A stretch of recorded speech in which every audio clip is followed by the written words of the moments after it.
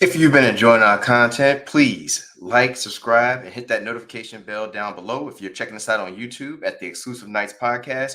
But you can also catch us on Facebook and Instagram at the Exclusive Nights Podcast as well as on X at the XK Podcast. Ladies and gentlemen, boys and girls, and knights around the realm, it is your boy, the Heartbreak Prince, back for another week of Raw Talk. And listen, it was a hit, man.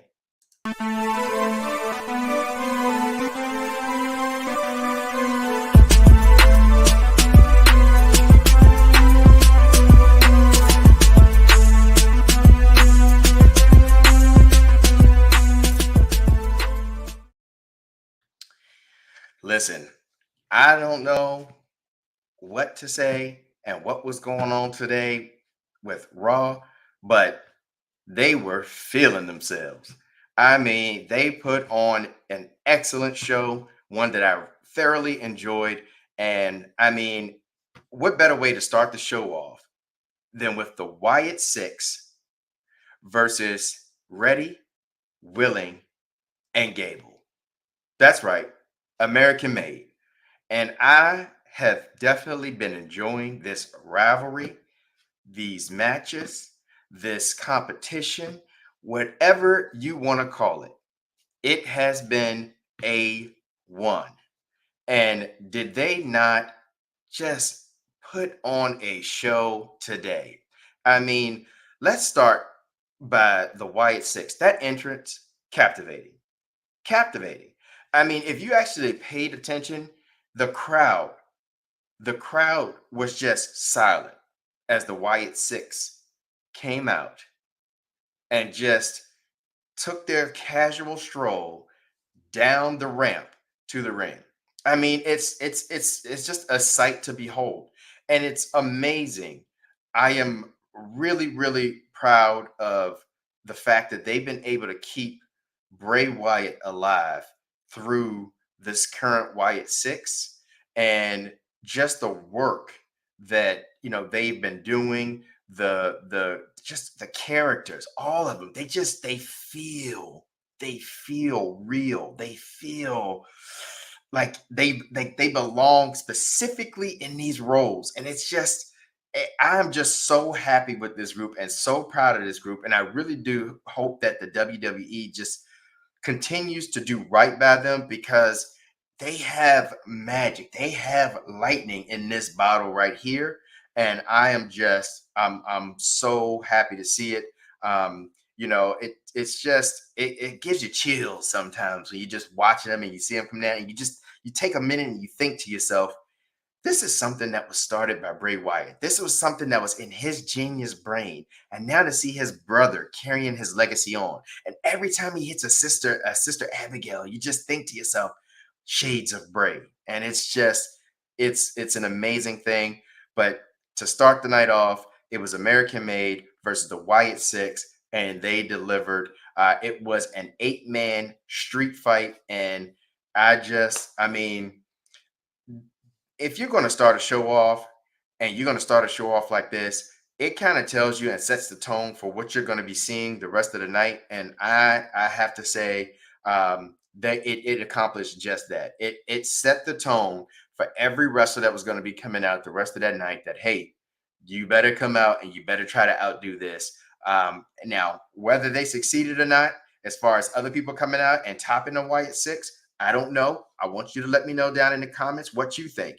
But I like the show tonight because it was very focused. And that's the word I'm going to use tonight, today, about our Raw Talk, just how focused the show was. And it was really focused around the Judgment Day, Finn Balor. So, I'm not going to complain. The Prince, they were finally giving him the attention and his just due. And I liked how they were also focused around Braun Breaker. and his Intercontinental Championship run. And we're just gonna hop right into it with Finn because that was the next thing to happen. So you had Finn Balor come out. He finally,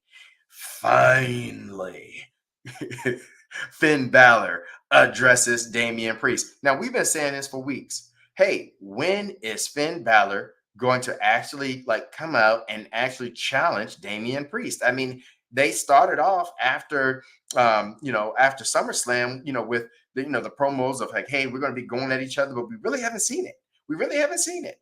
And so the fact that Finn Balor came out and he called Damian Priest to the ring, they cut their promos and just set up the match for Bad Blood, which is a perfect pay-per-view for this Bad Blood.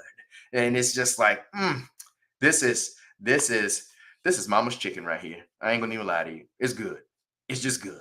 And so I'm excited about it. But then out of this came a match between Finn and Rey Mysterio. And we're just gonna fast forward just a little bit because I mean we don't have to spend a whole lot of time on it because this match was just I loved it. I love the feel, the character that it's kind of setting up for Finn.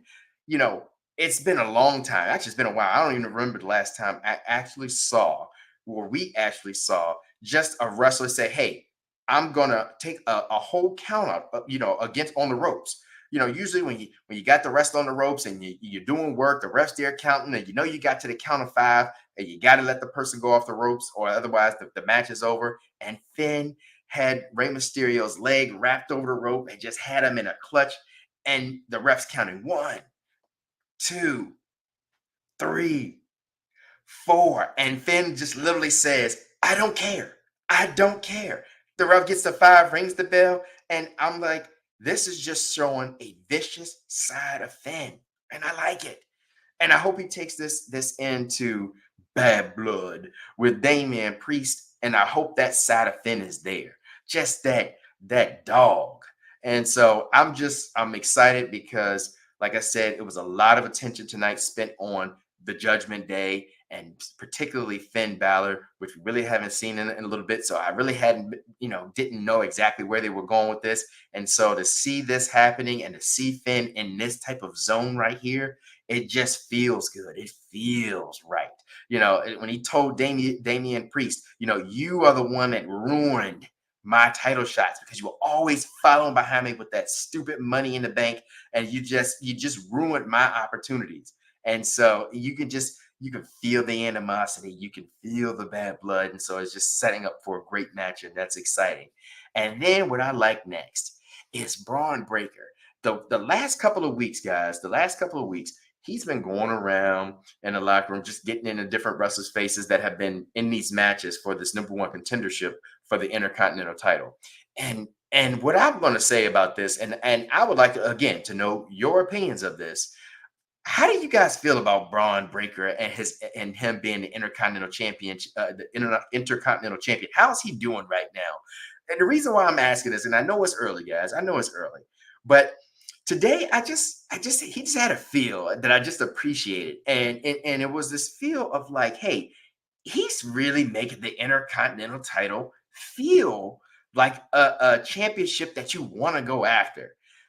I love the way he walked up to Jey Uso last week and got in his face and challenged Jey Uso. And I like the back and forth because Jey Uso went from laughing and playing to dead serious because that's what Braun Breaker is doing to some of these wrestlers. It's the intensity that he approaches you with.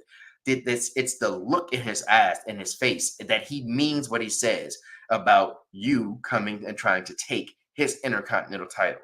And it feels like what the Intercontinental belt should have always kind of been. We all know that the Intercontinental Championship in its heyday, in its best days, was always that title that the next in line to be champion held, and it always felt like that. It felt like once you got to that IC title, that that right around the corner was going to be your chance at the world title, especially depending on how you carried it. I mean, think about the greats that carried that belt. The Stone Colds, the Bret Harts, the Shawn Michaels, Razor Ramon, like all of that. Like it's just I don't know. It's been a while. since sometimes since a lot of these belts have kind of had that feel. And I think Triple H is really doing a great job overall. Now, that I will say, them tag team titles, they could do a little bit better. They can do a lot better with the tag team thing. But hey, I digress on that because we've talked about that over and over and over again. I don't know when they're going to get around to actually uh, pushing and making the tag team division and titles feel relevant, but it is what it is. But as far as their other championships, the Intercontinental Championship and the U.S. Championship, they have been doing their thing with those belts. And I think it's because of, again, when you start to let these wrestlers have these long reigns, it really brings that prestige to the title, and it makes it something that's like, okay, this is something worthy. And I feel like Braun is kind of doing that because of the way he went to Jay Uso last week. This week you see him get in each one of the contestants' faces, from Braun Strowman. He just walks in the middle of their promos, just gets in their face, and he just stares them like gum on the floor that you step on. Like it's just, you're disgusting. Like I'm going to destroy you if you think you're going to get in this ring and take my IC belt. And he's doing this to Braun Strowman, that big SOB. He's just in his face, and he's just like, yeah, you may be a big SOB, but you've yet to face me. And when you get in the ring with me, it's not going to be fun and games because I'm a dog. And you hear the crowd out there just giving the dog, "Ooh, ooh, ooh, ooh." And then he goes off later on. You catch him strolling up again. This time it's Ilya Dragunov, and it's like, hey, I faced you before. I faced you before. You don't want this again. And it's just, I don't know. I'm loving it. He goes up to Butch, y'all. Okay, Pete Dunne. He goes up to him and he's telling him, like, hey, if you win this match and you face me, you're going to be having the same silly reaction. You know, what happened? How did I not win? And the dogs are going to be barking, and you hear the crowd just, I mean, they're eating out of his hand. I am just, Braun Breaker. I'm starting to really, really like you. And I pause, hard pause. Okay. But I'm enjoying you. I'm starting to enjoy what you're doing with the IC belt because you're making it feel like a title that you want to go after. And that just kind of leads us into our next thing that happened, which I have to talk about because it's our mission here. It's our mission here at the Exclusive Nights podcast. I say it every week, to be the best there is, the best there was, and the best there ever will be.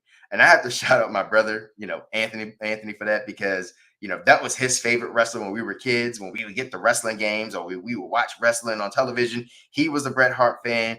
I was a Shawn Michaels fan. And so it was always gold when those two faced off and had their matches. And so, it's kind of nostalgic a little bit when I say that, and I think because it always gives me flashbacks to me and my brother, just loving wrestling and just kind of having those two competing figures, going at it. So it's just, I don't know, it's a nostalgia thing. But to see him come out and to hear his music, to hear that guitar riff, and then you like, oh, this is Bret Hart. I remember where that music used to come on. I remember seeing him walk down down the ramp with the glasses on and the purple or violet, whatever, overalls, and just it's just, I don't know. It does something to you. So to see him tonight, of course they were in Canada and Calgary, so they brought out Bret. It was great to see him. Great to hear him say the best there is, the best there was, and the best there ever will be. And I mean, gosh darn it, Bret, if you truly weren't, I don't know who was. I mean, you really were the best there was, the best there is, the best there was, the best there ever will be. But in the middle of that, Gunther comes out, the Ring General. And when the Ring General makes his approach to the ring, it's going to be serious because Gunther's serious. That is a dude right there. Okay. And I can't, does the title not look good on Gunther? I mean, I want y'all to comment below. Let me know. I mean, because I think he wears the belt well. And I'm so glad that he's carrying it right now because it's going to be hard for anybody to take it from him. And unfortunately, in this case, Sami Zayn is trying to step up to the plate. Now, Sami, I told you last week, I think you're a little early. Quite frankly, I think you should have waited a few months. You should have gave Gunther his reign, probably challenged him into WrestleMania where you might have had an opportunity to go ahead and take the belt off of him. But I don't see that happening. But right now, you're up and you want the smoke. And I'm sure Gunther is going to give it to you because he is the ring general. So he doesn't have to run from you, Sammy. But Sammy makes the challenge, and I like how Gunther is just keeping the slow play going, and just keeps denying the challenge. And some could say, "Oh, is he afraid of Sami Zayn because Sami Zayn beat him for the IC title?" No, no, uh-uh. Gunther is the ring general. I can say that over and over. He has the respect. He doesn't have to fear a Sami Zayn. He is the ring general.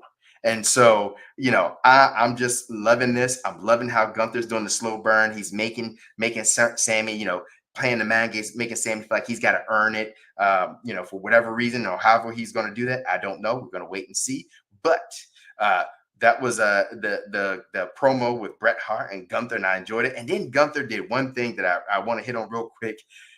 He had the audacity, the kahunas, to bring up Bill Goldberg to Bret Hart. Now, I'm sure many of y'all wrestling fans out there know what happened between Bill Goldberg and Bret Hart. And Bret kind of blames Bill for ending his career. And whether we agree with that or not, I don't know. It was a match. He took a boot to the head, gave him a concussion. From there, Bret's kind of, you know, labeled Goldberg as a dangerous wrestler and all that kind of stuff. And so there's always just kind of been some bad blood between them or whatever. I don't know if that's still the case today. I just know from documentaries and things of that nature that that's kind of their thing. And so for Gunther to bring that name up, he knows the emotions behind it. It's almost like him saying his favorite wrestler was Shawn Michaels, because we all know about the Montreal Screwjob.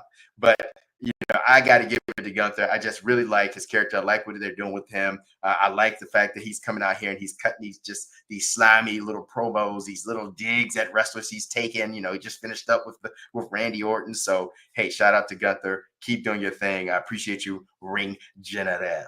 But to end it all, y'all, on the last big match that I do want to discuss or talk about, we do have some honorable mentions. I'll toss those out.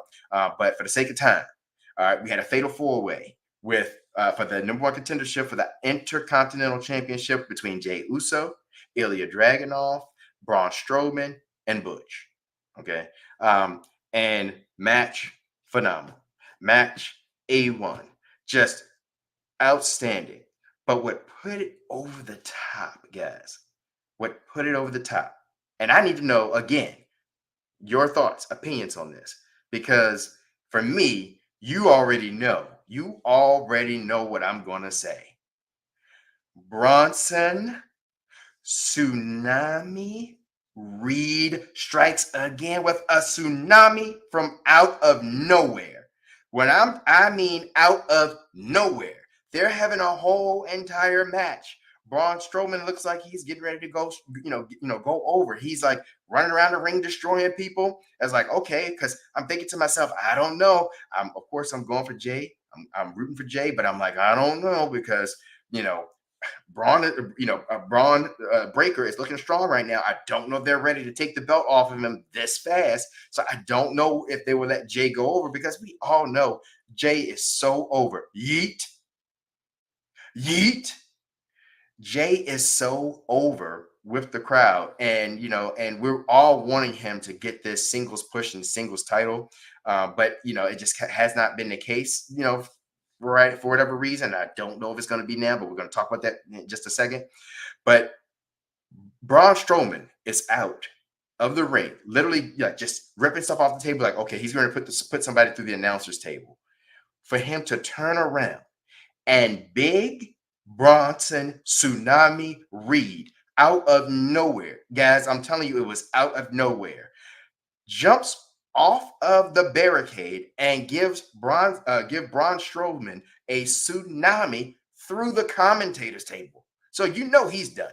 He's already out there with taped ribs, and now he takes another tsunami. And what I love about this is that it is setting up one hell of a match between Braun Strowman, that big SOB, and Bronson put some spec on it, Tsunami Reed. and I am here for it. I am eating out of their hands right now. Pause if that needs a pause, but I am here for it. So that's that takes place, and of course, that changes the match completely because now you have that big SOB out of it. Braun's like, Bronson's like, hey, look, I'm not finished with you. Kind of picks up where he left off because we know he was out with COVID, and so that's how Braun actually got into this match. And then they finish up in the ring. Of course, Ilya's doing Ilya things. He's such a great wrestler in the ring, such a physical wrestler. Just every move he does, it just looks like it hurts. That you feel it. Just stiff chops, stiff kicks. But he's putting in the work with Butch. And then right when he thinks he's gonna win, he does the what is his finisher, the F-bomb or whatever it's called. I'm sorry, it's I'm lost on it right now, but he does his finisher on Pete Dunne, but Jay gets in the ring just in the nick of time, gets up, breaks up the pin that he has on that Ilya had on Butch, and then he gets up, does his splash, pins Butch for the 1, the 2, and the 3. And ladies and gentlemen, we have it: Jey Uso versus Braun Breaker. And we know this is going to be a match, but this is one of those matches that we just do not know what to expect. And I like it. I like it because, again, it's like, hey, is it the time that can Jay finally punch through and become a singles champion? But it's also a little too early because Braun Breaker right now seems like he's in his bag, and he seems like he is really trying to take the Intercontinental title to the next level. And I'm just, hey, only thing I can do is sit here and watch. It's going to be a show. But hey, shout out, congratulations to Jey Uso. But before we wrap up this video, guys, just want to do some honorable mentions, okay? Because we are in Canada, we are in Calgary, and so of course, not only does Bret Hart have to show up, but Natalya shows up and she enters a match with the Pure Fusion Collective, or against the Pure Fusion Collective. She teams up with Zelina Vega and Lyra Valkyria. They end up going over in that match. Another good match ends with like everybody in a submission move. Of course, the sharpshooter is applied, and that's how Natalya gets to tap out, and that's how they go over. And then lastly, we had Drew McIntyre, who's just at this point, he's on God tier right now with the way he's been going in WWE with his feud with CM Punk and just how good he's been.